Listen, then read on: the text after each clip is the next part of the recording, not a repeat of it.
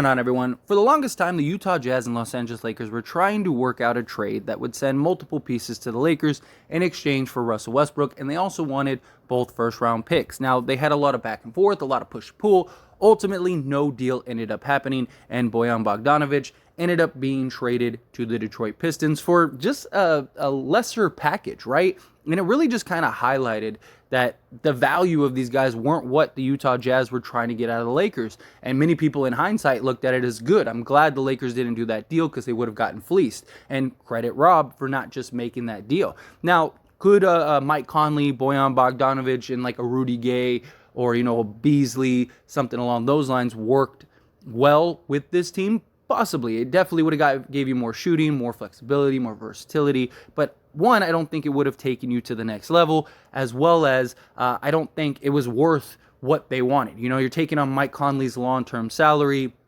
Bogdanovic is like the real prize, the real piece, but clearly his value wasn't very much because they traded for Kelly Olynyk, Saben Lee, who they ended up waiving. Yeah, the Utah Jazz kept Olynyk, but they didn't get fair value for Bogdanovic. I mean, there was better trades out there, even not from the Lakers, but even like the Suns. They just didn't want to take on long-term salary.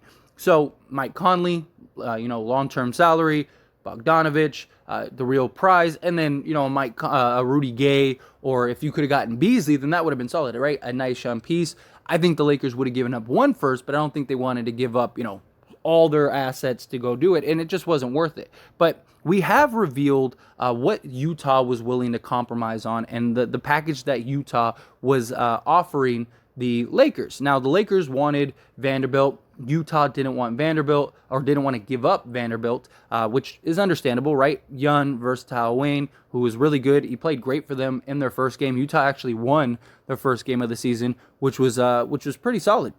Right, it was a big win against the Denver Nuggets.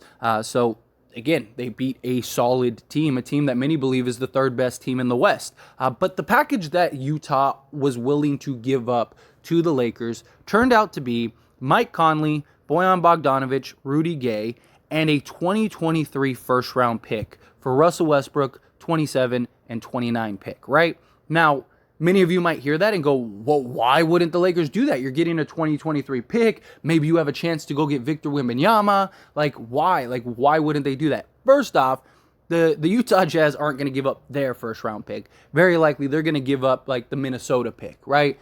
Minnesota's going to be good this year. Whether they're a contending team or not is yet to be seen. We'll see how that works out. But they're not going to be bad enough to where you're even going to sniff a top 2 pick, anything like that.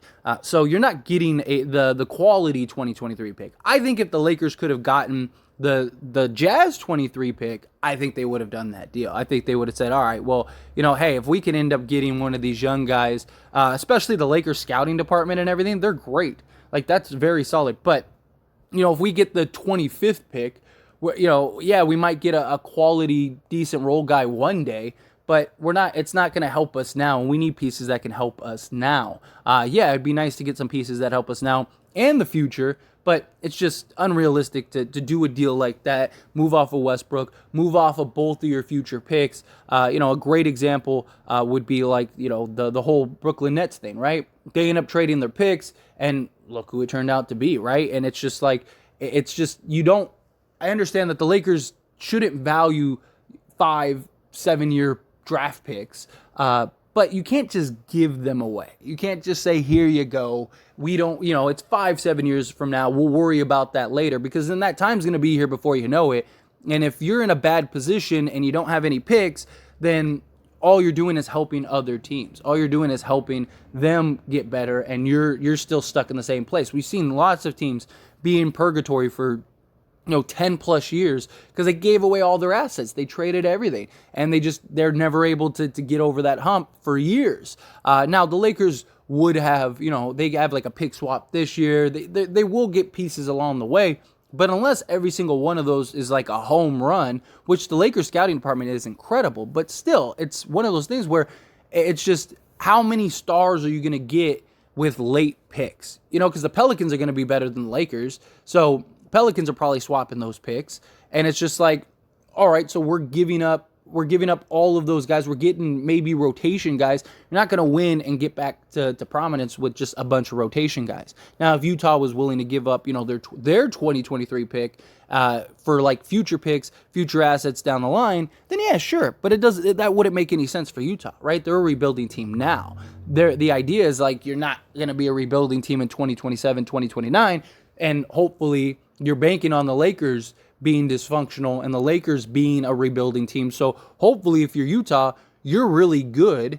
Maybe you're not a contender, but you're like, mid-tier, something like that, and you could go get that piece, draft that player or two that basically puts you over the top. Or if you're already really good, kind of give you that guy that, could potentially lead to a dynasty, something like that. Look at like the San Antonio Spurs with Tim Duncan, right? They were already one of the better teams. You had a guy get injured. They end up getting the first round pick, and all of a sudden it turns out to be Tim Duncan, and they're a dynasty for several years, right? So if you're Utah, that's kind of what you're banking on. Worst case is you have those assets, right? Like, so say a star becomes available in 2027, and you're the Utah Jazz, and you're actually pretty good. You're like, up there in the upper echelons of teams. You could package those two picks and say, hey, Lakers are bad this season. Here's these picks. Go get your rebuild. We'll take, your star, and now Utah's off to the races. So that's the Utah Jazz's vision. But again, none of these guys from day one were worth what the Jazz were asking for. And I understand, people look at it as like Russell Westbrook by himself is worth a first-round pick. No, he's not. The only time that Russell Westbrook was worth a first-round pick by himself was the Spurs 3-team deal with the Nets, and that's because the Spurs were literally just going to absorb Westbrook. There was no reason or value for the Spurs. It was literally just like being a facilitator, and we get a first-round pick. Outside of that, all of these teams want Russell Westbrook for a reason, right? They all want Russ because he's an expiring contract that wipes the books. Yes, Russell Westbrook, you're trading for a guy just to buy him out, but you're also unloading Mike Conley's salary. Like that has an inherent value itself. They were trying to trade all these guys for first-round picks, and nobody bought. The only one that anybody wanted was Bojan Bogdanovic, and then a couple teams were interested in Jordan Clarkson, but they didn't want to give up a first-round pick for him. So unless there's some value that's added to it, if you really believe that those first-round picks are this valuable, why would you just trade them for a bunch of guys that don't take you to the next level? Like the Jazz deal would have been so. Like if it was one first-round pick, like if we could have gotten, Conley, Beasley, Conley, Gay, and Bogdanovic and the 2023 pick for like, the 27th pick, and say a pick swap or a couple seconds or something like that, and you're basically getting like, a mid-tier pick this season, and to kind of help you now and for the future, but you're also getting some role guys that could help. Also, you could take that 2023 pick and maybe package that with Mike Conley next season to unload some salary, right? Because I'm sure there's a team like the Spurs were willing to take on Russell Westbrook's contract for a first. Like maybe they'd be willing to take on, Mike Conley, especially Mike Conley, only like $14.5 million or something like that was fully guaranteed. So, hey, here's a 2023 pick at the end of the season to take on him, and then we'll clear up our cap space and go try to sign a Kyrie Irving or whatever. Like that was kind of the intentions that the Lakers could have had if this deal had materialized. But to have to give up both firsts for that, it's just not worth the deal. I mean, same thing with the Pacers. The Lakers are better off being patient, and I've said this before. The Victor Wembanyama is going to change the entire landscape of the NBA this season. You're going to have a lot of teams that are going to purposely try to tank, that are going to purposely try to unload whatever they can unload to have the best odds to get him or even Scoot. And beyond those two, this draft is supposed to be very deep. Many analysts, many people think that this might be one of, if not the deepest draft we've ever had, because there's just so much talent in this draft. And that very well could be the case. So teams are going to do what they can to try to get the best odds for Victor. Now, of course, that doesn't mean that they'll be able to get Victor, right? Nobody's giving up, like Ja for a 14% chance to go get Victor. But teams will give up, a rotation guy or two that you don't expect that everyone's like, really? They traded him? And it's like, yeah, if they get Victor, it's worth it. I mean, most teams would trade their entire roster for Victor. Just from a financial standpoint, Victor is the equivalent of $500 million, according to NBA execs. That's $500 million that Victor Wembanyama basically gives you. You literally win the lottery if you hit him. Not to mention if he becomes the next big thing, right? Now you're set for the next 10 years or whatever, and you're building a team around him. Like, it's a great sort of position for any team to be in. And I think you're going to see a lot of teams that are willing to just unload guys and sort of fleece themselves for a chance to go after him and get him. And then the justification is, hey, we got Victor. Yeah, we unloaded these guys. The fan base might not be very happy, but guess what? We're going to be one of the best teams in 3 to 5 years. Like, that's how teams are going to look at it. And, and just from a business standpoint, because you got to remember, at the end of the day, the NBA, it's still a business. These teams are still businesses. So they're going to operate as such. And even if he doesn't become the next big thing, they still, like, the money that you're going to generate from him, you're not going to generate anything close to that from some role guys. Like, as good as the role guys might be. It's just, like, nobody's going, like, like, for example, like, there was talks about Chris Duarte from the Pacers, right? Like, as great as he is, like, he's 25 already. He's probably not going to be, he's not going to be the next, like, superstar or anything like that, although Pacer fans believe he is. Still, they would trade him this time last year if it means a chance to go get Victor, and he's not selling tickets. Victor will, like, people, yeah, there's fans of Chris Duarte. I'm sure, Pacer fans like Chris Duarte, but outside of Pacer fans, how many teams and players and just fans in general are like, man, I can't wait till the Pacers come to town so I could go see Chris Duarte? I don't think there's any. I don't even think there's most, Pacer fans. Maybe Halliburton, sure, but not Chris Duarte. So if you're a team like the Pacers, I'm just using them as an example, but I'm saying if you're a team like that and you give him up for the chance to get Victor and you land Victor, it's worth it. And now you're going to have a lot of people, fans of all teams, that are going to be like, man, I can't wait to see the Pacers because they got Victor Wembanyama. And you have Halliburton and Victor for the next, 10 years. You're at a great position. So the Lakers need to continue to remain patient. They need to continue to remain steady and just let things unfold, right? Russ looked great for the Lakers in the first game, so that's good. That means you don't have to immediately, emergency panic and trade him. And his value is only going to go up over time because teams aren't trading him for the player. They're trading him for the contract. And the longer the season goes on, the more valuable his contract becomes because teams don't have to pay as much for him. So however you slice it, the Lakers are in a better position the longer they can hold out and wait. And you're holding out and waiting, hoping some team comes along and goes, hey, we want to enter the tank race. Just for example, like say Chicago. Chicago's bad, right? And they're like, hey, we want to enter the tank race. We're not as good as we thought we were. We want to unload some guys now. Boom, here's the Lakers stepping up to the plate. You have some teams that are towards the bottom of the tank race and are like, hey, we want to blow it up.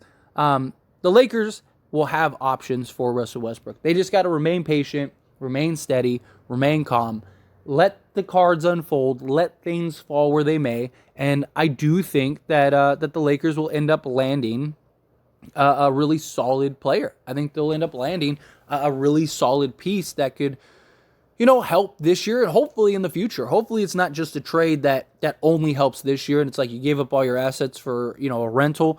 Hopefully it's a couple pieces that we're in a good position. We got some good assets here.